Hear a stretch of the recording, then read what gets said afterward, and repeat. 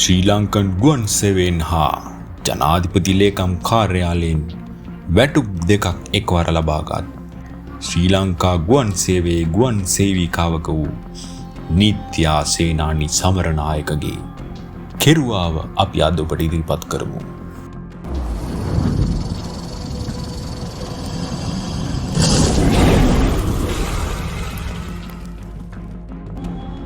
ශ්‍රී Lankan ගුවන් සේවයේ ගුවන් සේවිකාවක් ලෙස සේවය කළ නිත්‍යා සේනානි සමරනායක රාජපක්ෂලාගේ ප්‍රබල තුරුම්පුවකි. ඇයගෙන් අමතර වැඩ ගැනීමට සිදු වූ නාමල් රාජපක්ෂ ජනාධිපති ලේකම් කාර්යාලයට ඇයව අනුයුක්ත කර ගැනීමට අවශ්‍ය පියවර ගත්තේය.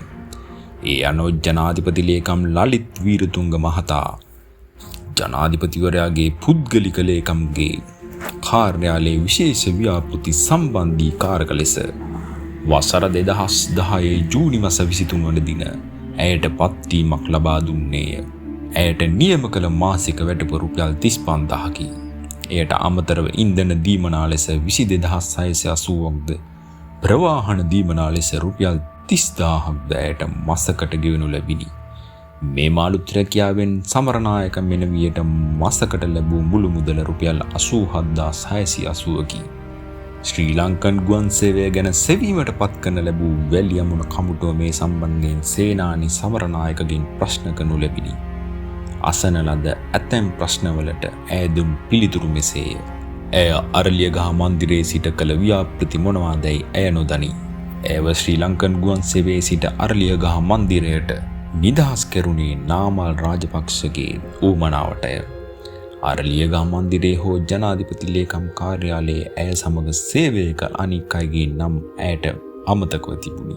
ඇය සේවය කරේ ජනාධිපති ලේකම් කාර්යාලයේ නොව අරලියගහ මන්දිරයේය.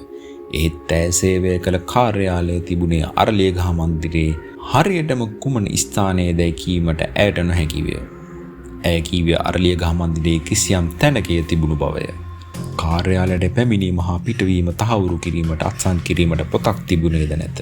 ඇයට ඉන්ධන දීමනාවක් හා ප්‍රවාහන දීමනාවක් සැපවූ නමුත් නාමල් විසින් ප්‍රවාහන සැපයූ බැවින් එම මුදල් ඇය වැය කළේ ඇගේ පුද්ගලික ඌමනා එපාකම් සඳහාය.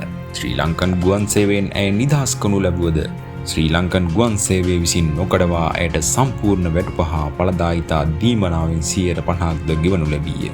ඒ අනුව ඇය මාසකට ගුවන් සේවයෙන් ලැබූ මාසික වැටුප දල වශයෙන් රුපියල් 70500කි. එම වැටුප් දෙකෙන්ම ඇය ලැබූ මාසික ආදායම 1,58,000ක් විය. අරලියගහ මන්දිරයේ ඇය පූර්ණ කාලීනව සේවය කර ඇති අතරතුර 2014 වසරේ මාර්තු 27 දින ගුවන් සේවිකා තනතුරේ උසස් වීමක් ඇයට ලබා දී තිබේ. 2015 වසරේ ජනවාරි 9 දින මහින්ද රාජපක්ෂට සිය තනතුර අහිමි වන තුරුම අරලියගහ මන්දිරයේ ඇය සේවය කර තිබේ. ඒට දින 3කට පසු ඇය යළිත් පරණ රැකියාවට ගියාය. ඇය අරලියගහ මන්දිරයේ සේවය කරන කාලය තුල ශ්‍රී ලංකන් ගුවන් සේවය ඇයට වැටුප් දීමන ලෙස ගෙවා තිබෙන මුළු මුදල 41,33,622කි. එය රජයට අයත් සමාගම් වලට අදාළ චක්‍රලේඛ අංක 33 උල්ලංඝනය කිරීමක් ලෙස වැලි අමුණ වාර්තාව සඳහන් කර තිබේ. එබැවින් මේ සාපරාධී ක්‍රියාවක් බව සඳහන් කරන කමිටුව මේ සම්බන්ධයෙන් පරීක්ෂණයක් පැවැත්විය යුතුයයි දැනුම් දී ඇත.